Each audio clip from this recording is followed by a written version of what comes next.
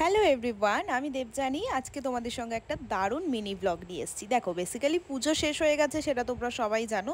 না, আমারও শপিং শেষ। এটা না যে আমি শপিং প্রচুর পরিমাণে করি, তবে হ্যাঁ, শপিং করতে আমি খুব ভালোবাসি।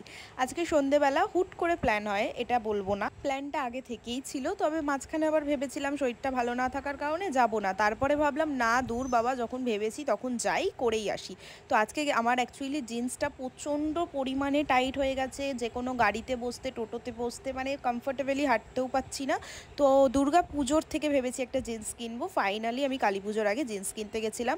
একটা সুন্দর মাকে প্লেট সেট কিনে দিয়েছি, কারণ ওটা মায়ের ভীষণ পছন্দ হয়েছিল। তো তারপরে আমি এই জলের বোতলটা কিনেছি। অ্যাকচুয়ালি এরকম ট্রান্সপারেন্ট বোতল আমি অনেক দিন ধরে বিভিন্ন দোকান, শপিং মল, সব জায়গায় খুঁজছি, বাট যেখানেই পাচ্ছি কাচের।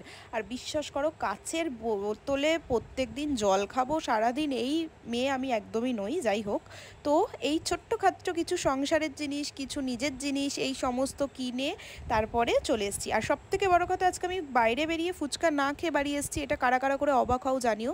আর আমার এই সুন্দর সুন্দর ফালতু ব্লগগুলো দেখার জন্য আমার চ্যানেলটাকে সাবস্ক্রাইব করবে। বাই দ্য ওয়ে, অনেক ইন্টারেস্টিং ব্লগ আসছে কিন্তু সামনে, সাবস্ক্রাইব করো।